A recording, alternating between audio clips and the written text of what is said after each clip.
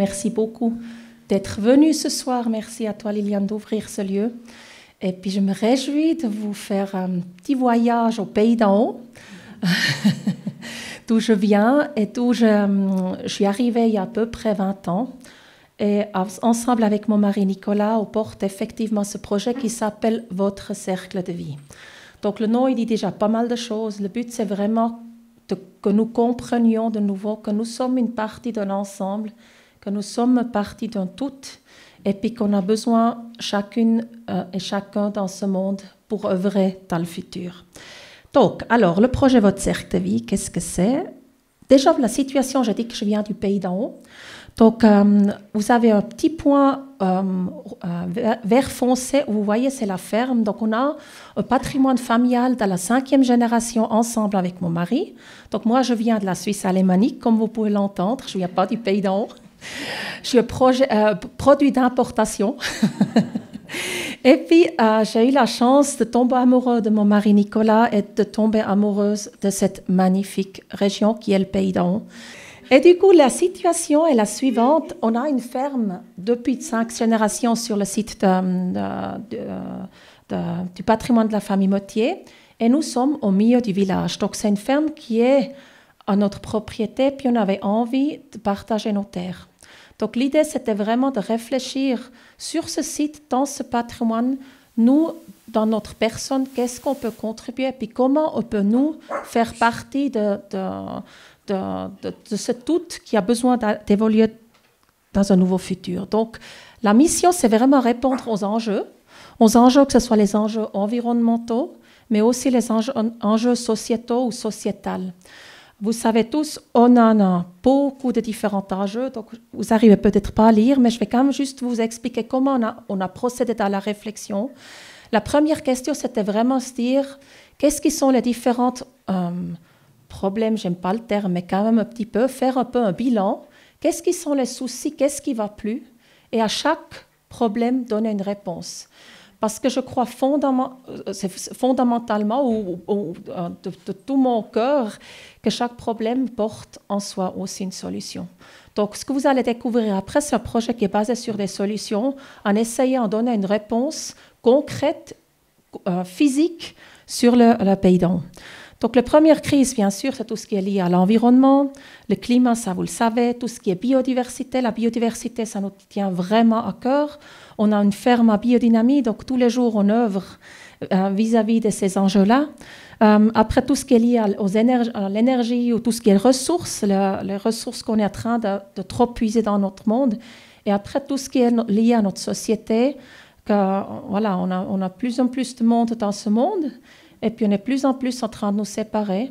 On a plusieurs générations qui ne se voient plus entre eux. Moi, j'ai grandi sur une ferme. La grand-maman, elle était sur le balcon. Elle faisait coucou quand je rentrais de l'école. Elle me faisait signe quand je partais à l'école. Et ça donne des racines, ça ancre. Et aujourd'hui, on n'a plus ça. Aujourd'hui, on fait des silos. On fait des silos des humains, on fait des silos des compétences. Et puis, on a dissocié les choses. Et nous, ce projet-là, ça parle de réunir, ça parle de ramener les humains, la nature au centre, les animaux, tout en respectant tout le monde. Voilà. Alors, si on prend sur le prochain point, donc, on a 6 axes sur lesquels on travaille. Donc, le plus important, c'est l'environnement, ce que j'ai dit tout à l'heure déjà, la biodiversité. On a une ferme à biodynamie, on a des vaches, on monte à l'alpage, on fait du fromage au feu de bois. Donc, c'est un peu notre rythme quotidien. Quand vous êtes à l'agriculture, vous avez des rythmes tout le temps. Et ça, c'est important. Redonner des rythmes. Toute saison, notre corps aussi, chaque organe, tout a un rythme, tout est rythmé. Et quand on travaille dans la ferme ou sur une ferme, on a beaucoup de chance parce qu'en fait, on les sent, ces rythmes. Et on sent aussi, on est confronté aux éléments. On est au premier rang pour réaliser vraiment le côté vie. Il y a des changements considérables qui sont en cours, mais je pense que la solution, elle est vraiment en ramenant les gens à la nature. Deuxième axe, c'est tout ce qui est nourriture. Donc, nous sommes ce que nous mangeons. Ce n'est pas pour rien qu'on dit ça. Donc, on produit des aliments en biodynamie. On vend tous nos produits dans notre propre magasin à Châteaudet. On connaît nos clients nous connaissent, ils connaissent nos animaux, ils savent d'où viennent leurs aliments. Et ça, c'est vraiment très important. Donner une identité. Ça, c'est vraiment à travers la nourriture qu'on aimerait faire ça. On a aujourd'hui la possibilité de manger tout à n'importe quel moment, à n'importe quel endroit, en tout cas chez nous, pas dans les autres pays, mais en Suisse. Et ça nous déconnecte de nouveau. On n'est plus cette orientation ou ce rythme vis-à-vis des saisonnalités. Donc la nourriture est donc très important. Et après, tout ce qui est éducation, sensibilisation. Donc on fait déjà maintenant, depuis bien des années, on ouvre nos portes à travers des ateliers pour les enfants. On a différentes écoles qui font des activités, qui viennent travailler dans le jardin ou bien qui font du fromage, des entreprises qui viennent faire leur fromage au feu de bois. Et après, une fois que le fromage il est mature, ils le reprennent et ils l'offrent dans leur environnement. Vous voyez, tout est basé sur ce côté lien. La culture, nos racines. Ça aussi, le Pays d'Anse, pour ceux qui le connaissent, c'est très riche en culture. Hein. Moi, quand je suis arrivée là-bas, j'avais l'impression d'être dans un musée vivant. C'est vraiment particulier. Ce savoir-faire est présent par la 3e génération. Certaines fois, il est repris par des plus jeunes, mais on a senti qu'il y avait vraiment une urgence aussi de transmettre ce savoir-faire aux générations futures. Vu que la grand-mère, elle n'est plus avec ses petits-enfants, ça crée des ruptures. Et du coup, la culture, vous verrez, elle est omniprésente. Elle est partout, dans tout l'ensemble qui est prévu d'être construit. Elle est là. Bien-être et accueil, d'être vu, ça c'est un autre sujet. On est tous anonymes aujourd'hui. Nous avons toutes les informations à chaque instant sur tout le monde. Mais la question qui se pose, est-ce qu'elles sont vraies, ces informations ? Ça devient de plus en plus complexe. Là, il y a eu toute une série de scandales à Suisse alémanique sur des reporters très connus qui travaillaient à la télé et qui ont fait des vidéos, mais voilà, puis qui diffusaient des informations qu'alors les personnes n'ont jamais été présentes sur l'enregistrement de cette vidéo. Et de cette manipulation, de plus savoir qu'est-ce qui est vraiment et qu'est-ce qui n'est pas, est vraiment important. Donc, dans le côté bien-être et accueil, il s'agit vraiment de recevoir les gens et puis d'être en vrai contact, de se prendre le temps, comme ce soir, à discuter autour des sujets qui sont d'importance, et puis après retourner chez soi, et puis en sachant que nous sommes nombreux, ça je crois fortement, nous sommes vraiment très nombreux, nombreuses dans ce monde pour œuvrer pour un nouveau futur. Et le 6e axe, c'est la santé, c'est duquel je viens à la base. Moi, je suis naturopathe de formation, j'ai fait la formation de droguiste. J'ai travaillé toute ma vie, depuis vraiment le bas âge, en accompagnant d'abord les animaux pour leur univers de santé, et puis plus tard, après aussi les humains. Et ça, c'est un élément qui est vraiment important, une prise en charge, qu'on se responsabilise de nouveau, qu'on prend en charge notre santé, puis qu'on est conscient que les solutions les portent en nous, en général, pour la santé. Voilà. Alors maintenant, je vous ai dit un petit peu le contexte, mais c'est quoi ce projet finalement? Alors, il s'agit vraiment de construire un nouveau site avec plusieurs nouveaux bâtiments qui répondent aux différents enjeux que j'ai décrits tout à l'heure. Et puis, je vais vous montrer en tout premier une animation en 3D pour que vous puissiez voir un tout petit peu de quoi il s'agit. Alors, ça, c'est le premier bâtiment que vous voyez là, qui a la toiture végétale. Ça s'appelle Bovino, ce qui veut dire la vache. Je reviendrai encore sur le sujet pourquoi la vache chez nous, elle est très importante. Vous voyez, c'est un bâtiment en architecture organique, raison pour laquelle ça nous a occupé pour passer 10 ans chez le canton. C'est pas très typique au Pays d'Anse de construire dans ces formes-là, n'est-ce pas? Ils voulaient tous ce chalet et nous, on voulait mettre la nature au centre. L'architecture, dans le passé, a toujours exprimé les besoins de notre société. Et à un moment donné, on a arrêté avec ça. Et ça, il faut qu'on se rappelle de nouveau. Les bâtiments, des bâtiments emblématiques, nous rappellent de quoi il s'agit aujourd'hui. Donc, ce bâtiment-là, Bovino, est un bâtiment qui est ancré dans la terre. Vous voyez sur la partie arrière qu'on survole maintenant, il y a des espaces de formation extérieur, il y en a aussi de la formation intérieure. Là, vous avez un vitrage que dessous, on cultive, mais on fait aussi un espace de détente en même temps, de détente. Là, vous avez vu, on va zoomer sur une grande salle qui peut s'ouvrir pour des séminaires, comme on fait ce soir sur l'extérieur dans les gradins. Donc les gens vont être assis dans les gradins et ils vont écouter soit un concert ou alors aussi suivre une conférence sur des sujets d'actualité. Maintenant, on vient sur la partie avant. Le cœur de l'ensemble, c'est la ferme, c'est nos vaches. Les vaches, je vais vous dire certainement plusieurs fois, c'est les animaux, c'est notre moteur, c'est notre identité au pays d'en haut. C'est des animaux qui sont au service de ce monde. Moi, les bovins, j'ai vraiment un profond respect parce que même qu'elles ont souvent été maltraitées, malmenées, elles restent dans cet amour inconditionnel. Ici, on les voit sur des espaces extérieurs, mais juste la petite parenthèse, l'animation, elle n'est pas tout à fait juste. En été, on monte évidemment encore pendant 5 mois à l'alpage, mais en hiver, elles seront sur ces balcons. Après, vous avez des petits bâtiments qu'on a survolés. Ça, je vous les expliquerai tout à l'heure. Il y en a 4 fenils. Et il y a le deuxième bâtiment principal qu'on va voir tout de suite, qui s'appelle Planto. Donc, cette fois-ci, la plante. Donc, les animaux et les plantes sont en équilibre important sur ce site. Vous avez au premier étage ou au rez-de-chaussée un magasin bio. Au premier étage, après, il y a des cabinets de naturopathie et de médecine intégrale. Et dessus, vous avez un centre de formation avec des espaces pour dormir sur place. L'ensemble, il est accompagné par des aménagements extérieurs. On travaille déjà maintenant ensemble avec Prospecia Rara, qui est une association suisse qui s'engage pour sauvegarder des espèces menacées. Et le but, c'est que les alentours sont vraiment des lieux de rencontre. Donc, sur le chemin, là, c'est le chemin d'accès. Les voitures, oui, elles ont le droit de traverser pour aller se garer, mais les piétons, c'est la priorité. Donc, on ne voit pas très bien là-dessus, mais il faut vous imaginer un lieu où il y a plein de bancs, il y a des jeux. Le but, c'est que les gens passent du temps à l'extérieur ensemble. Et puis après, bien sûr, de découvrir toutes les différentes espèces d'arbres. Là, sur le site, il y a à peu près 200 différents espaces arbustes ou arbres. Et chacun nous raconte son histoire ou ses qualités, point de vue plante médicinale. Et là, on survole encore une fois la toiture qui est végétalisée pour différentes raisons que je viendrai plus tard. Et le centre que j'ai envie de vous partager, qui est la graine de la vie. C'est un canal de lumière qui traverse tout le bâtiment jusqu'en bas dans les caves, la cave à cristal, comme on l'appelle, qui est notre trésor où on affine le fromage qui est fabriqué sur place. Donc maintenant, le site, qu'est-ce qui sont les bases ou qu'est-ce qui sont les fondations sur lesquelles on a créé le projet? Donc tout est parti avec la nature, comme par hasard. La nature, elle porte tout. Donc la géométrie sacrée est un des éléments qui nous intéresse beaucoup. Pourquoi? Parce que depuis mon bas âge, moi j'étais un enfant qui était souvent malade, j'ai eu la chance d'avoir beaucoup de temps à passer dans la nature. Et j'ai assez rapidement compris qu'il n'y a pas... C'est pas juste un hasard, les choses ne sont pas juste lancées sur la planète Terre et puis comme par hasard, les choses poussent comme ils veulent. Tout est structuré. Et franchement, après 20 ans de formation en naturopathie, j'ai compris une seule chose, c'est que je n'ai rien compris encore.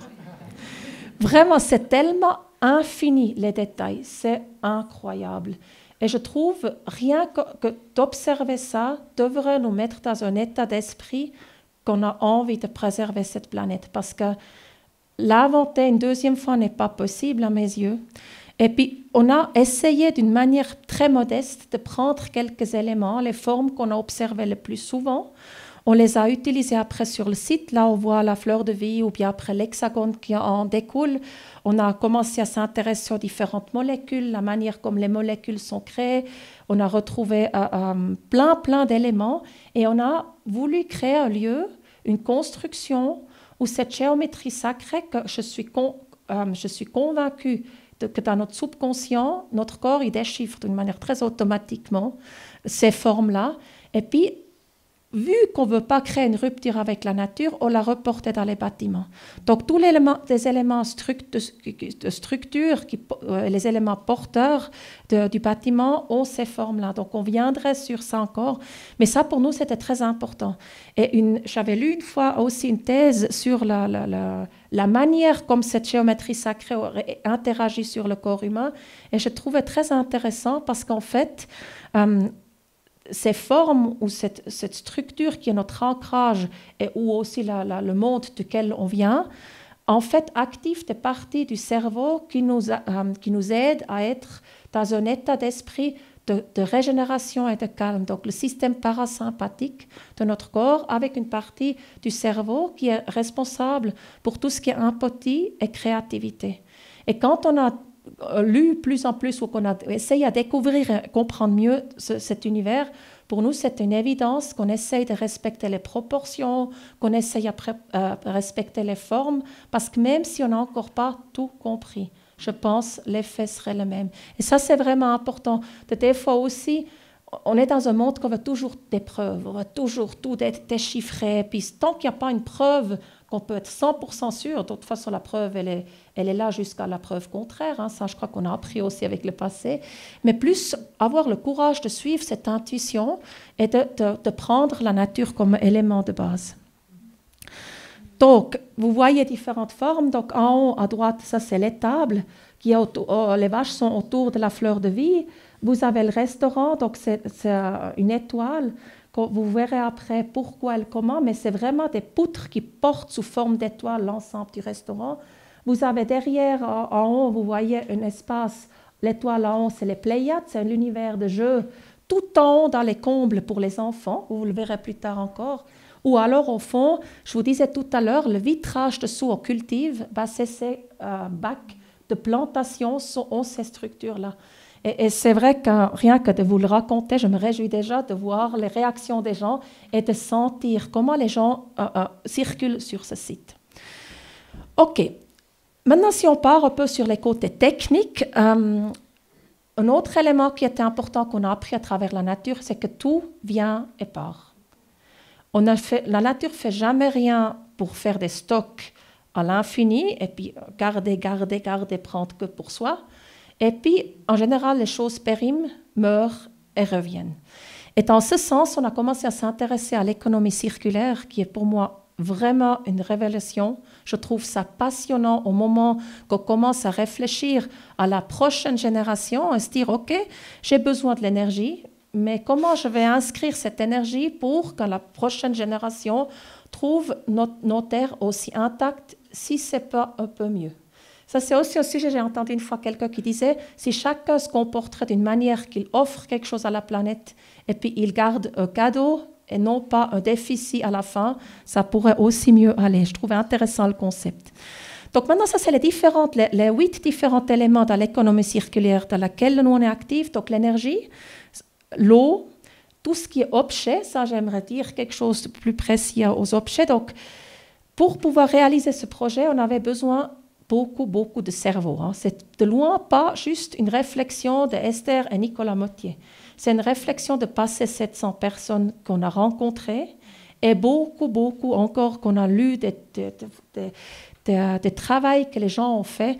Et un des sujets capital qu'on nous a porté, on était voir beaucoup d'hôteliers, qui a d'ailleurs, j'aimerais vraiment par ce biais aussi remercier l'univers de l'hôtellerie qui était extrêmement ouverte. J'aurais jamais pensé qu'ils vont trouver ça une bonne idée que des paysans s'inventent en hôtellerie. Mais oui, ils ont été très ouverts et puis en fait, on allait dans ces hôtels toujours avec 2 questions. Qu'est-ce qui marche très bien et qu'est-ce qui ne marche pas du tout? Et un élément qui est venu à chaque fois, qui ne va pas du tout, c'est tout ce qui est mobilier.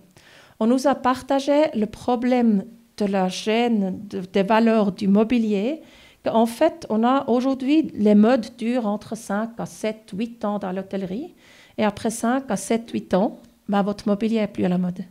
Donc, qu'est-ce qui se passe? Des centaines de mille francs d'investissement et des tonnes de poubelles. Et ça, très franchement, j'étais un peu refroidie parce que j'ai dit non, ça ne m'intéresse pas de produire de la poubelle.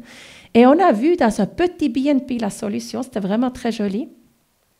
Elle vendait tout ce qui était mobilier. Et du coup, de là est née l'idée, maintenant le mobilier va être des meubles upcyclés, recyclés, retravaillés, ou des artisans, des objets d'artisans, et tout en vente. Donc quand vous viendrez chez nous, vous pouvez acheter la table de nuit, si ça vous enchante. Donc, l'idée, c'est vraiment ça. Et puis que ça part et ça vient. Et en fait, tout le bénéfice qui vient de ce secteur-là soutiendra dans le futur l'économie circulaire et les porteurs de projets qui sont dans la phase initiale, que là, c'est souvent très compliqué à trouver des fonds pour pouvoir développer ces idées.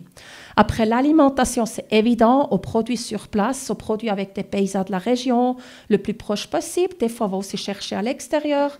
Des fois, on va aussi chercher à l'étranger pour soutenir des démarches, parce qu'il y a aussi tout ce qui est cacao, chocolat. On a quand même une responsabilité envers les pays qui vont moins bien que la Suisse. Donc, l'idée, c'est d'intégrer cette chaîne d'alimentation aussi.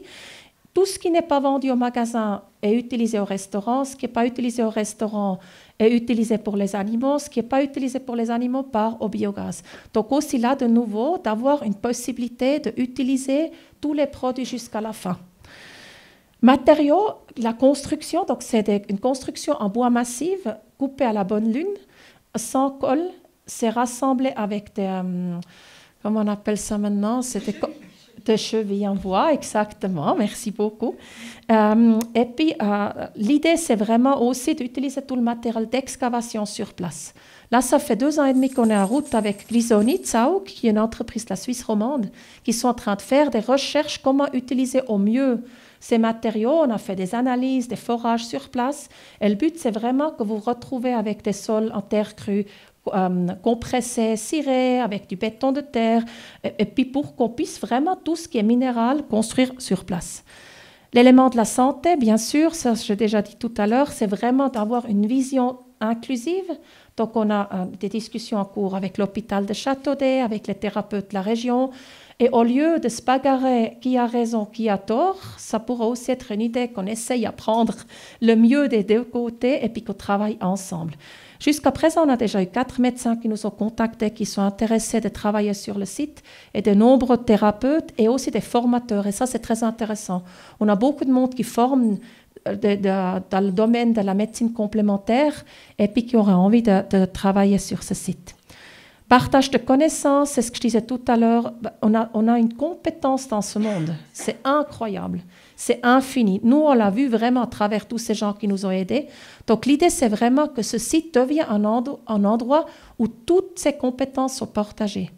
Donc, on a créé une fondation qui s'appelle la Fondation Esprit Ensemble. C'est elle qui porte ce projet aujourd'hui. Donc, ce n'est pas un projet en main privée.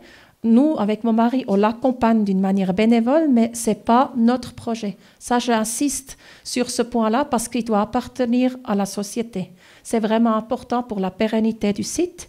Et du coup, l'idée, c'est que cette fondation va, dans le futur, transmettre ses compétences, aider les nouveaux porteurs de projets et aussi que tout le site, l'ensemble des techniques qu'on utilise, soit expliqué. En fait, on n'a pas une partie backstage du site, tout est visitable. Vous pouvez aller voir le cycle de l'eau, je viendrai sur le sujet, les matériaux de construction, comment on a fait les espaces d'excavation, comment on a traité ça. Il y a des événements d'entretien du bâtiment qui sont publics, comme par exemple quand on doit recirer les sols. Ce n'est pas moi et Nicolas avec notre équipe, c'est vous qui allez le faire. Parce qu'en fait, quand on met la main dans la pâte, les choses changent. Ça, c'est vraiment important. On a longtemps discuté du changement. Je pense vraiment qu'il nous faut le maximum de lieux où les gens peuvent participer. Parce que quand on participe et puis qu'on a ensemble une émotion positive, et puis que, surtout pour la jeune génération qui a le droit d'avoir de l'espoir, ça j'insiste. On est dans un monde, nous savons, je pense, pour la plupart des gens ici, je suppose qu'on est bien au courant de ce qui se passe dans ce monde, mais arrêtons, on parlait tout le temps du problème. Parlons des solutions. C'est vraiment important. Le nombre de jeunes que j'ai rencontrés dans des conférences comme ça, ou après le documentaire qui a passé au cinéma, et qui ne croient plus au futur. Plus en plus ne veulent plus faire de formation. Plus en plus, on a des problèmes suicides et compagnie. C'est dans notre responsabilité aussi. Donc, de créer des endroits où on peut ensemble faire une expérience joyeuse, et puis qu'on y croit, puis qu'on retrousse les manches, et puis qu'on traite les vaches, et puis qu'on cire le sol. Ça, c'est important. Voilà. Et puis la communauté locale, ça, je vais parler plus tard encore, mais ça, évidemment, c'est très important. Ce n'est pas tout simple, je vous dis tout de suite. Il y a les deux. Il y a ceux qui sont très enthousiastes, et puis un peu moins enthousiastes. ceux qui sont très confiants et ceux qui ont très peur. Je pense que ça fait partie du jeu. On a vu beaucoup de projets, ils nous ont tous témoigné la même chose, ils disent « Attendez que le dossier doit passer chez vous. » Ça deviendrait intéressant. Nous, on a passé cet été. Ça nous a coupé un peu la voix, comme vous pouvez l'entendre. C'était quand même très émotionnel parce que, voilà, tout à coup, il y a des vieilles histoires de famille qui ressortent. C'est rarement porté sur des faits concrets. C'est l'histoire qui se mélange et puis qui se multiplie et puis qui se dynamise. On ne dynamise pas que l'homéopathie, on dynamise aussi les avis et les humains et les humeurs. Et puis de sentir physiquement, qu'est-ce que ça veut dire? J'aurais jamais pensé que c'est aussi palpable que ça. Ah, c'était chaud. C'était bouillonnant. Mais c'était bien et c'était aussi un processus où les choses cicatrisent dans une région, où on se revoit, on se confronte. On a eu le comptoir il y a 2 semaines en arrière à Châteaudet. C'était un grand succès. Il y a eu passé 8000 personnes qui sont venues voir avec toutes les entreprises et les entrepreneurs. Et ils nous ont mis à l'entrée du comptoir. Alors quand j'ai su qu'on était le premier stand, j'ai transpiré un peu. J'ai dit, bon, est-ce que j'ai envie de nouveau être au front? Et c'était une très bonne idée parce que finalement, c'est nécessaire que les gens réalisent. C'est une réalité. Le projet est très fort probable. Il part en construction l'année prochaine. Donc, il faut vraiment que les gens soient prêts pour le recevoir et qu'ils puissent poser encore une fois leurs questions. Alors, cycle de l'eau. Ça, je vais faire un petit épisode, mais ce qui est important, nous sommes de l'eau. Hein. Donc, l'eau, c'est vraiment, je pense, plus important que l'eau. Je ne verrai pas trop qu'est-ce qui peut être plus important encore, peut-être la nourriture, mais l'eau est essentiellement dans la nourriture aussi, donc c'est quand même l'eau. Et, du coup, ce qui était important, c'est qu'on maîtrise vraiment ce sujet. Et en fait, aujourd'hui, l'eau, on a des sources sur le site qu'on veut capter pour le projet. On a différents cycles. On épure l'eau sur place, donc l'ensemble des eaux sont épurées sur place. On fait avec les eaux jaunes un engrais. Et selon le nombre de jours que vous allez passer sur le site, vous allez recevoir un flocon plus ou moins grand pour me souvenir. Donc, ce n'est pas du chocolat qu'on offre chez nous, c'est de l'engrais, du aurine, comme ils appellent ce produit. C'est important. Nos éjections sont vraiment importantes. On est en train de perdre différents nutriments dans le sol parce qu'on envoie dans l'eau, et puis dans l'eau, ça fait des dégâts, qu'alors on aurait besoin d'avoir ces substances sur la terre. Et du coup, ça, c'est un sujet. Et après, pour les eaux brunes, on travaille vraiment avec des lombricomposts. On devrait mettre tout ce qu'on veut décomposer sur la terre, dans le sol. Vous savez, un centimètre cube, c'est plus d'habitants que nous sommes des humains sur cette planète. C'est énorme. Donc, si vous mettez dans un milieu comme ça, ce que vous voulez décomposer, en 48 heures, en général, l'histoire est réglée. Et pas mettre dans de l'eau où il y a peu de vie, peu d'oxygène, et puis renvoyer le 60% dans nos océans. Ça, je pense, c'est un sujet qui est confortable. L'eau prend vite et puis envoie très vite, très loin. Mais on a du potentiel. Et là, le cycle d'eau, je suis très contente. C'est un projet pilote ensemble avec le canton de Vaud qui est d'accord de nous laisser aller dans cette vision de pouvoir assainir l'eau sur place. Et ce qui est très intéressant, c'est qu'ils vont en fait analyser pendant 2 ans ensemble avec l'EPFL et l'EAVAG, donc le centre de recherche sur l'eau en Suisse, qu'est-ce qui sont la qualité de l'eau qu'on obtient. Et si on arrive à leur prouver, on aimerait à la fin réussir à une qualité d'eau que vous pouvez vous baigner dedans. Ça, c'est la mission. Quand je dis ça au canton, ils ont tiré un peu la tête. Ils ont dit, bon, on va voir, Madame Mottier, commençons déjà avec la toiture végétale. C'est ce qu'on va faire, mais c'est ça qu'il faut faire au lieu de s'opposer à ces gens. Moi, je suis très contente et reconnaissante envers le canton CAM qui a souvent, après, des fois très vite, des fois après peu de temps, puis un peu plus de temps, a ouvert ses portes et puis qu'il y a des collaborations qui se font. Et en fait, vu que c'est un projet pilote, si on arrive à obtenir les résultats, ça ouvre les portes aux autres. Ça, c'est important de comprendre ce projet. Bien sûr, nous, on est contents si on peut le réaliser. Évidemment, c'est notre adolescent, c'est plus notre bébé, je dirais, c'est notre adolescent qui nous fait toutes sortes de variantes actuellement. Mais c'est surtout pour les autres. Si ce projet passe, 21 services du canton étaient impliqués. Vraiment, si on peut passer un projet en économie circulaire maintenant, j'ai bon espoir que les procédures iront un peu plus vite pour les autres.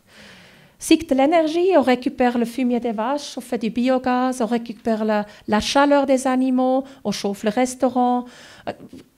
tout est récupéré. Puis vous avez vu avant, il y a aussi du photovoltaïque en partie pour compléter, dans le but d'arriver à 100% d'énergie nécessaire pour le site. Donc là, l'extérieur, ça je vous ai déjà dit un petit peu, mais c'est vraiment important de comprendre, au lieu de simplement faire un espace de détente avec des gazons anglais, tout cet espace extérieur est aussi cultivé. Donc on produit des aliments, des baies, tout est utilisé, mais en même temps, l'endroit où les gens passent leur temps. Et ça, de nouveau, je tiens à ça parce que je trouve important que les gens passent et voient et peuvent observer et contribuer s'ils le souhaitent pour faire connaissance de toute cette biodiversité qu'on a encore et puis qu'il faut préserver. Vous savez tous, on a dépassé le seuil planétaire plusieurs fois pour le secteur de la biodiversité. C'est un problème. La biodiversité, je dis toujours, c'est notre assurance de vie. Si on menace trop la biodiversité, on va tomber malade. Il faut vraiment qu'on maîtrise ce sujet. Donc, de créer un endroit où les gens peuvent voir comme ça grouille, et puis que ça vit, et puis que ça nourrit, et qu'on peut nourrir. On peut nourrir autrement qu'à travers l'agriculture industrielle notre monde. Je suis plus d'accord à laisser dire qu'il nous faut vraiment les tout grands pour pouvoir nourrir ce monde. Ce n'est pas juste. C'est beaucoup de petits mains, de petites fermes avec des grands cœurs qui nourrissent actuellement notre planète et puis ils méritent d'avoir vraiment du respect pour ce travail. Donc de montrer tout ça et de donner les idées, qu'est-ce qu'on peut faire chez soi, de voir des magnifiques jardins naître comme il y en a ici autour, j'ai entendu. Ça, c'est vraiment important. Voilà, donc ça, vous avez vu l'image avant. Amphithéâtre, donc on a essayé maintenant, vous verrez, il y a quelques dessins que j'ai enfilés dans la présentation pour montrer le côté subtil, parce que quand on fait les animations 3D, ben voilà, c'est un ordinateur, les murs en pierre sèche, ils ne connaissent pas encore dans les programmes, donc on a des artistes qui nous aident à visualiser. Ça, c'est vraiment cet amphithéâtre, je me réjouis énormément, il va être cultivé, mais c'est aussi l'endroit où on apprend. Vous pouvez vous asseoir, des conférences, des apprentissages ou tout simplement de la détente dans un endroit qui est vert, comme ça, à la place de faire des murs qui soutiennent le terrain de 6 ou 7 mètres de haut. Voilà, ça c'est des idées d'images.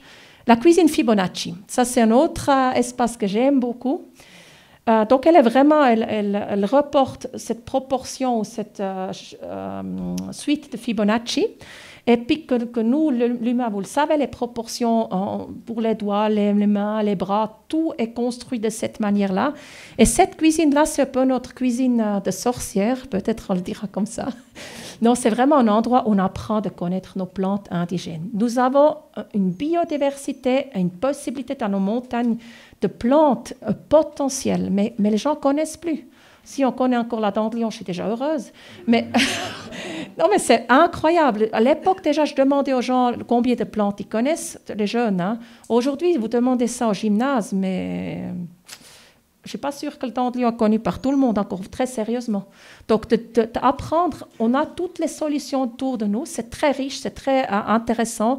Et là, ils vont apprendre à les transformer, de faire de la macération, des pommades, toutes sortes de choses qui sont en plus différents quand on les a confectionnés nous-mêmes.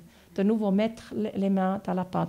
Je fais souvent des ateliers sur les plantes médicinales déjà, et c'est quelque chose que j'adore parce que vous savez que des gens qui sourient. C'est vraiment très beau à faire. C'est comme les animaux. Les plantes, finalement, c'est comme les animaux. Quand les gens ont du temps avec ce qui est vivant, ils se sentent plus vivants et plus vital aussi. Ça, c'est une image qui montre un peu ces formes. On les trouve tantôt. Hein.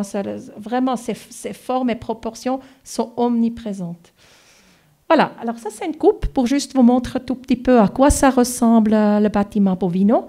Donc, vous avez tout en bas, avec la paroi végétale, vous voyez, c'est le parking d'une côté, mais c'est en même temps un espace, une halle de marché, où quand on veut faire rassembler plus de personnes, donc là, il y a 1500 personnes qui peuvent rentrer, on peut faire des événements sur les plantons, l'automne, das Erntedankfest, je ne sais pas comment on dit ça en français. En Suisse alémanique, moi, je me rappelle de mon enfant, c'était magnifique. Il y avait une journée dédiée à ça, où tout le monde échangeait les légumes et les fruits, les récoltes de l'année. Et on honorait ça. Et ça, ce genre de rythme où on se revoit, puis on découvre des fruits et des légumes, les discussions que ça donnait, c'était merveilleux. Moi, je me rappelle de ça, donc on veut faire ça, mais d'une manière un peu plus conséquente. Donc voilà, cet espace nous permet d'accueillir aussi des gens. Tout le site est multifonctionnel. Ça, c'est important. On doit arrêter à construire des volumes qui restent la plupart du temps vides. Ça, c'est vraiment un sujet. Dans l'agriculture, on a maintenant des immenses fermes qu'on doit construire parce que les règlements changent, les fermes deviennent de plus en plus grandes, il y a moins en moins d'agriculteurs. D'ailleurs, le Conseil fédéral prévoit de diminuer encore. On a eu une conférence avec ProNatura Suisse là, il y a un mois en arrière, et puis nous a présenté les nouvelles lois agricoles, et c'est prévu qu'on n'a plus que la moitié des paysans. Donc la moitié des paysans, ça veut dire aujourd'hui, pour 100 personnes qui mangent, il y a un paysan suisse. Donc après, il y en aura 200. Et puis il dit, vous inquiétez pas, les paysans, c'est vrai qu'ils sont inquiets, mais on aurait les drones, et puis on aurait ci, et puis on aurait les robots. Et puis l'amour dans la nourriture. Et l'identité, ça c'est vraiment un sujet que je pense qui est important, qu'il faut vraiment qu'on puisse maintenir nos agriculteurs en bonne santé, puis en joyeux, pas isolés du sol tout le temps sur le tracteur qui nous isole de tout. Puis, vous voyez, les agriculteurs, on est tous plus en plus isolés. On a tout le temps soit des souliers en plastique avec les bottes ou alors le tracteur avec les bottes. Et du coup, on n'est plus en contact avec la terre. Hein. Vous savez, on est électrique à l'humain. Donc, on a besoin d'être en contact pour que le système s'équilibre. Et si c'est trop grand, on n'arrive plus à être en lien avec notre terre. Voilà, donc créer des événements de réunion comme ça pour célébrer ensemble la nature, être reconnaissant pour ce que la nature nous offre, et puis aussi nous soutenir si on est touché par une crise privée ou plus grande. Après, premier étage, c'est le rez-de-chaussée en réalité, là c'est la ferme, donc c'est vraiment les bovins qui sont au centre. Dessus, vous avez le restaurant avec des tables vitrées que vous voyez en bas, avec un bar à lait, avec toutes sortes de choses qui se passent autour des vaches. Et puis, vous avez les chambres d'hôtel qui sont sur les 3 étages que vous voyez en haut. Et chaque chambre, en fait, a en même temps un balcon qui est mangeable. Donc, les plantes sur le balcon, tout est comestible. Ça, c'est important. Vous avez comme un micro-jardin chacun. Personne ne peut vous voir sur votre balcon parce que quand on se pose, on doit être tranquille, vraiment. Quand les gens viennent sur le site, toutes les informations qu'ils vont recevoir, c'est important qu'ils peuvent être des moments sereins, en calme, mais pas sur un balcon avec des séparations en fer ou en métal ou je ne sais pas, en bois, dans un endroit qui est la vie. Donc les balcons sont 1/3 de la surface de la chambre, c'est grand, c'est vraiment grand. Certains font jusqu'à 4 mètres profond pour qu'on puisse vivre sur le balcon aussi. Voilà, après, si on part un peu sur les étages, ça c'était justement le souterrain qu'on voit les différentes formes. C'est notre trésor aussi, donc il y a plusieurs caves. Donc là, on va voir une des caves, c'est une cave naturelle, c'est la cave à cristal, que je disais tout à l'heure. Au centre, il y a vraiment effectivement un cristal sur lequel vous voyez à travers ce puits vertical, et tout autour, il y a le fromage qui est affiné. Le fromage, il est particulier parce que c'est un mélange entre du lait de vaches crues à cornes, je précise, les vaches portent des cornes.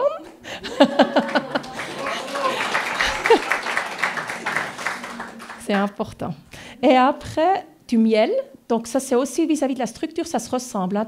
Quand on regarde les effets du miel, du lait de vache crue et du cristal, ceux qui connaissent un petit peu Rudolf Steiner et puis ses approches, c'est des substances qui aident à nous structurer, qui aident à nous ancrer, de mettre les pieds par terre. Et je crois qu'on est dans une époque qu'on a vraiment besoin de poser les pieds par terre nouveau. Donc l'idée, c'est de ramener les deux choses ensemble, les faire des fromages hexagonales qui sont dans ce centre. Et en fait, vous voyez des fenêtres et des vitrages, les gens voient quand dans le silence, les choses prennent forme et que les bactéries, encore une fois, travaillent pour l'humain. Nous sommes des bactéries, hein. On est de l'eau, mais on est aussi très vivants. On a beaucoup de cohabitants. Et le fromage et tous ces bons produits qui ne sont pas pasteurisés travaillent aussi avec cette cohabitation des micro-organismes. Ça, c'est un schéma juste pour le côté épuration. Donc, c'est ce que je disais tout à l'heure. Il y a partout des spots. On amène les gens à travers des petits spots qu'on voit juste On focalise sur un sujet. Là, c'est le lombricompost. L'idée, c'est vraiment que les gens voient ces chemins. Voient le début quand l'eau rentre, comment elle est traitée et puis comment elle ressort. Ils voient ça avec le lait, avec les aliments, toujours ce cercle, c'est très important. Les tables, donc c'est ce que je disais tout à l'heure déjà, c'est l'hexagone que vous avez devant. Il y a du vitrage qui nous permet d'avoir de la lumière dans la ferme, ce qui nous permet de cultiver. Donc on a à l'intérieur, en hiver, des plantes qu'on cultive. C'est idéal parce que les plantes ont besoin du CO2 en grande quantité, les vaches ont besoin de l'oxygène, les vaches nous chauffent les plantes. C'est vraiment des mix qui sont intéressants. Ça vient de nouveau tout simplement en observant que normalement les animaux sont dans la végétation et ainsi on a beaucoup moins de soucis pour ce qui concerne la pollution. Je veux juste dire quelque chose vis-à-vis des bovins quand même. Vous savez tous, il y a un grand débat autour des bovins. Bovins ou non? La grande question de l'époque.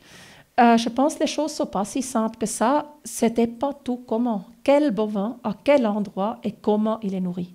Si vous nourrissez des bovins avec du soja et que vous faites la déforestation et puis que vous amenez ou vous cultivez de la nourriture que l'humain pourrait manger en priorité aux bovins, je ne pense pas que ça nous apporterait la solution. Mais si maintenant vous êtes en montagne, que vous avez des prairies vertes, que d'ailleurs stockent beaucoup de CO2 aussi, et ce qui est intéressant, ils ont vu, on a toujours eu Auer Horses, notre ancêtre des bovins, qui vivaient comme les buffles dans d'autres pays. Ben, nous, on avait aussi des bovins indigènes. Et en fait, ce qu'ils ont pu voir, c'est quand le bovin broute, ça stimule la plante à stocker du CO2 dans le sol. Donc, c'est vraiment intéressant. Et si de nouveau, vous avez du bovin qui mange du foin ou de l'herbe directement broutée, elles entretiennent ce biotope que les plantes ont besoin si elles veulent pousser. Et puis, ça donne du lait de qualité. Pour l'étiva, donc nous, on fait l'étiva au feu de bois. Il y a une analyse qui est sortie avec une étude qui a pu démontrer qu'on a autant d'oméga 3 dans l'étiva que du poisson. Donc, c'est notre poisson du pays d'en haut. Et ça, c'est intéressant de savoir. Alors, lui, il ne va pas en nageant en bas à la vallée. Il roule peut-être, mais c'est intéressant de savoir que finalement, tout est bien fait. Si on est dans cette proximité, ça devient vraiment passionnant. Voilà, donc le bovin, j'avais juste envie de dire ça, au lieu de prendre le chignon, de crêper le chignon, pour savoir est-ce qu'il faut maintenant que je mange telle et telle chose, ou plutôt telle et telle chose, de plutôt dire chacun doit écouter son corps. C'est une impulsion que chacun sait qu'est-ce qui nous fait du bien ou pas, et après, laissons le choix à chacun. Mais tous les aliments, que ce soit du cajou, noix de cajou, ou bien que ce soit du bovin, réfléchissons d'où ça vient. Qui l'a produit, dans quel contexte? Est-ce qu'on a respecté les gens? Est-ce qu'on a respecté son environnement proche? Ça, c'est, je pense, plus important que la simple question oui ou non bovin. Ça, c'est la ferme. Donc, avec mon mari, je vous présente Nicolas. Donc, voilà, vous voyez de nouveau l'étoile et puis ce puits de lumière que je disais tout à l'heure. Vous voyez la graine de vie au centre qui est vitrée pour nous permettre la vue sur le cristal, avec la fleur de vie au centre. Donc, l'idée, c'est vraiment que là, on crée un lieu de rencontre. Se voir parmi les vaches, je me réjouis de vous faire découvrir ça. C'est très puissant. Des vaches à cornes, avec 4 ancrages par terre, 700 kilos, hein, et les cornes, la tête, c'est quelque chose qui est très puissant. Et de les avoir en forme hexagonale autour, quand on médite, quand on réfléchit, quand on joue, quand on fait de la musique aussi. L'idée, c'est qu'on fait aussi des moments musicaux. D'ailleurs, pendant le Covid, quand on ne pouvait pas faire de la musique, nous, on a fait des concerts pour les vaches. C'était fort intéressant de voir leur réaction sur quel type de musique elles réagissent comment. Et puis, vous voyez, une vache, elle rumine, hein, elle reflète ce qu'elle a mangé pendant 18 heures par jour. Ah, c'est vraiment et encore, et encore, et encore. Cette introspective, c'est quelque chose que la vache, elle nous apprend d'une manière très calme et paisiblement. Voilà. Après, il y a différents espaces, comme là, le centre de la ferme, c'est comme un mini-cinéma, si vous voulez, pour les écoles. Pour qu'il y ait vraiment la possibilité, ça va être fait avec des bottes de paille, où les enfants vont s'asseoir parce qu'on a réalisé en accompagnant nos jeunes classes et qu'il y a plein de vies en général, là, que vous avez 20 ou 25 enfants qui découvrent la première fois le sol, je vous explique. Il y a ceux qui n'ont jamais touché le sol et puis ceux qui veulent tout de suite planter l'arbre. Donc, il faut canaliser un tout petit peu l'histoire. Il s'agit d'encadrer. C'est important, quand on part dans le terrain, il faut poser le cadre. Et l'idée de ce lieu, c'est ça. C'est qu'en fait, les enfants d'abord sont réunis, c'est à côté des petits veaux, donc ils sont dans une pièce, ils rentrent, et elle leur explique le contexte, ce qu'ils vont découvrir, le pourquoi, le comment est le code de conduite, parce que ça aussi, on n'a plus de code de conduite, on ne sait plus quel animal on touche comment. Une vache, quand même, si elle est libre et puis qu'elle pèse son poids, les vaches, en général, sont très gentilles de caractère, mais il y a des limites aussi. Hein. Donc, voilà, surtout si elles sont des petits veaux, il faut quand même juste faire un petit peu attention. Donc voilà, ça c'est un espace qui nous est cher parce qu'il nous aide à encadrer les enfants pour après les faire découvrir l'univers de la ferme et leur alentour. Si on va un étage plus haut, on a la partie restaurant. Donc ça c'est ce qui est là juste devant avec l'étoile. Et derrière, il y a une grande salle. Donc sur le restaurant, je viens plus tard, c'est vraiment un restaurant d'inclusion. La partie inclusion, j'aimerais vous parler en part entière parce que c'est très important. Et la grande salle, en fait, elle peut être utilisée pour des banquets, mais aussi des réunions. Donc, il y a jusqu'à 500 personnes qui peuvent venir pour des concerts, des événements où vous êtes debout, 360 si vous êtes assis en configuration séminaire. Et justement, ce que je disais tout à l'heure, vous voyez les gradins. Donc, on peut ouvrir la fenêtre de la grande salle et là, on parle de 3000 personnes qui peuvent être reçues en même temps. Pour aussi, moi, je rêve du moment qu'on médite ensemble, qu'on est dans le silence ensemble, nombreux, dans la nature. Ça, voilà. Et en fait, l'avantage de sites comme celui-ci, c'est qu'il y a toujours un plan B. Parce que souvent, quand on fait des événements, nous, on le fait régulièrement, mais vous êtes comme ça quand vous ne savez pas, est-ce qu'il va faire beau ou non? Et si c'est non, alors oui, on va dire que ça fait partie de l'événement, mais quand même, c'est pour ceux qui organisent. C'est moi, non, j'ai pas encore beaucoup de cheveux gris, mais je sens qu'ils sont en train de se préparer. Pour tout ce qui est événementiel, ça, je rêve qu'on a une infrastructure qui nous permet la souplesse et puis que ceux qui sont derrière et puis qui organisent et structurent on passe cette charge psychologique. Sur la partie arrière, après, c'est tous les stocks de fourrage, ainsi de suite. Donc voilà, ça, on voit un peu quelques idées. Hein. C'est des mots de porte, voilà, restaurant aussi, de récupérer les matériaux qu'on a sur place, vraiment un contexte très naturel. Les chambres d'hôtel, après, sont sur les étages en dessus. Et là, on voit quelques espaces des chambres. Donc, de nouveau, travailler avec le bois, les branches, de créer ce contexte très proche de la nature. Ça, c'est vraiment ce qu'on a envie de faire. Voilà, ça, c'est tout l'étage en haut. Et puis, pour les chambres, donc vous voyez, tout ça, c'est des chambres. Plusieurs ont des saunas, presque tous ont des bains. Pourquoi? Parce que quand on prend des bains, on lâche pas mal de choses. Et ça, c'est vraiment intéressant. C'est d'ailleurs pour ça qu'on a décidé il faut absolument qu'on puisse maîtriser l'épuration nous-mêmes, parce que si on utilise beaucoup d'eau, ça ne va juste pas que vous envoyez tout ça et que ça soit traité comme on fait aujourd'hui en Suisse. Donc ça, c'est un sujet, puis propre énergie, parce qu'on veut avoir des saunas, parce que c'est vraiment des modes... Le but, c'est quand même que les gens puissent se détendre et puis lâcher un peu leur passé le plus rapidement possible. Et l'hydrothérapie, Kneipp, c'est des approches qui sont vraiment extrêmement performantes, qu'on a envie de faire, mais du coup, il fallait réfléchir à comment. Et les chambres là, ce qui est particulier aussi, c'est qu'elles ont des mezzanines, parce qu'il y avait la question des tarifs. À un moment donné, on veut recevoir des gens des cadres d'entreprise pour leur formation, qui peuvent réfléchir, résoudre leurs sujets sur le site tout en participant à la vie de la ferme. Et de l'autre côté, bien sûr, on aimerait la génération future, les enfants, les familles. Mais voilà, c'est très différent, les budgets, les possibilités. Et de là est née l'idée de faire des mezzanines. Et du coup, aujourd'hui, on travaillera. L'idée, c'est de travailler avec des tarifs par chambre. Et ainsi, vous avez dans les mezzanines jusqu'à 6 lits en plus. Et ainsi, des jeunes qui sont encore aux études ou des familles avec peut-être plusieurs enfants ou avec la grand-maman, grand-papa, tout le monde peut prendre une chambre et ça devient abordable. Les tarifs sont autour de 250-300 francs par chambre, mais du coup, si vous logez jusqu'à 8 personnes, c'est possible. Ça, c'était beaucoup. Je vous donne 2-3 exemples comme ça. C'est souvent, quand il y a eu un problème, ça demande à réfléchir un peu, puis en général, on trouve une piste. Ça, c'est la cave naturelle. aussi un lieu qui me tient à cœur. On avait le souci du fait que le terrain est en pente et puis qu'on colle le bâtiment contre la pente. Les responsables de la construction étaient là, oula, puis tout l'eau qui va arriver, puis l'étanchéité, puis comment je vais maîtriser tout ce sujet.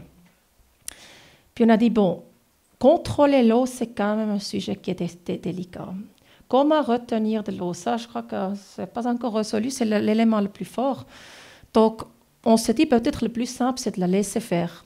Et qu'est-ce qu'on a fait après? On a créé une cave naturelle qui est un canal, en fait. C'est notre canalisation d'eau qui est derrière le bâtiment. On laisse rentrer l'eau, on fait une espèce de ruisseau au fond, ainsi on voit de quelle quantité il s'agit, parce qu'on a quand même quelques surprises, surtout ces derniers temps. Des fois, il y a beaucoup plus que ce qu'on pourrait s'imaginer.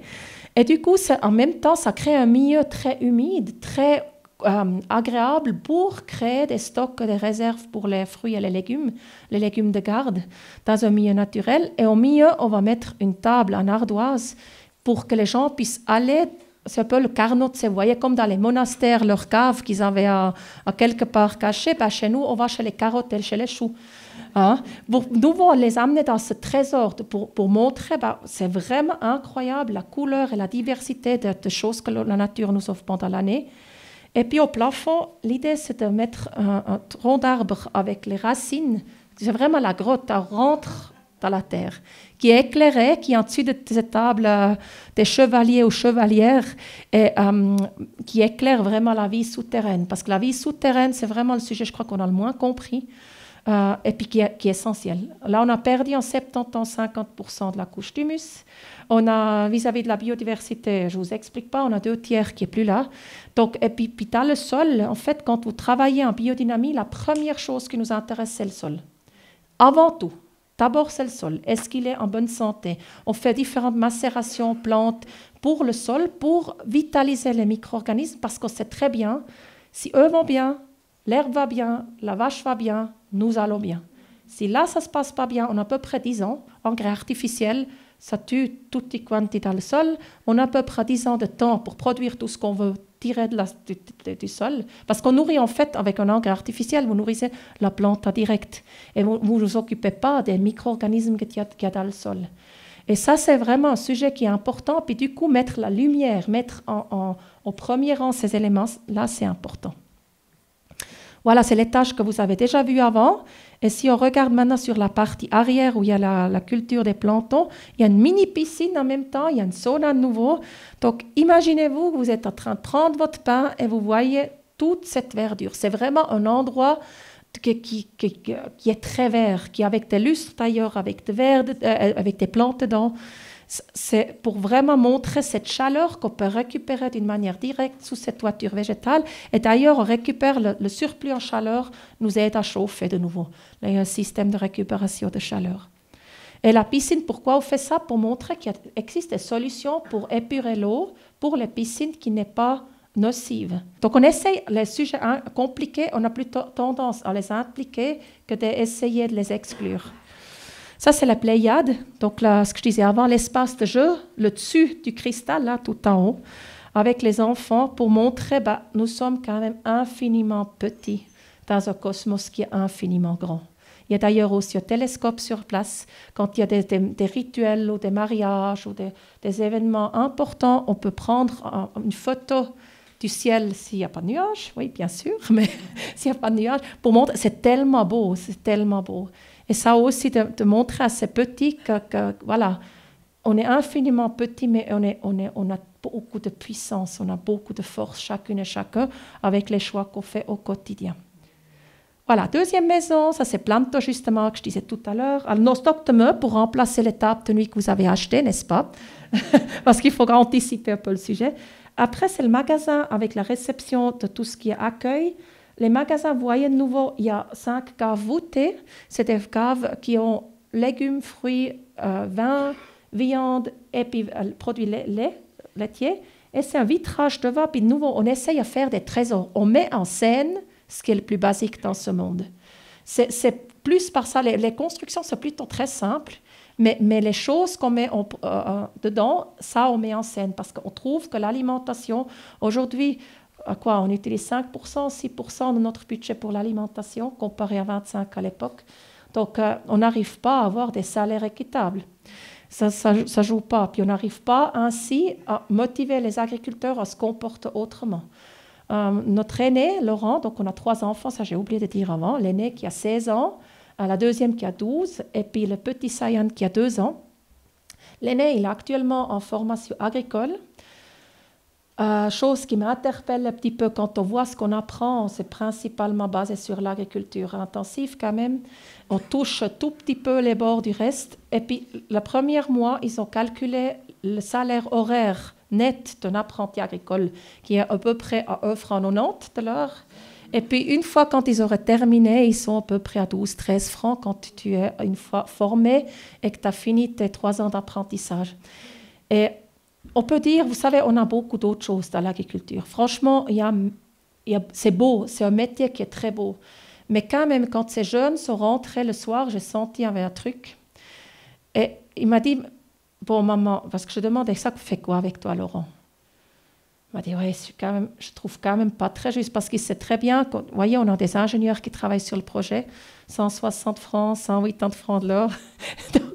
Donc, je dis, OK, il y a des grands décalages encore. Après, ce que nous, on essaie de transmettre, c'est que tu ne peux pas le calculer simplement. L'argent, c'est une chose.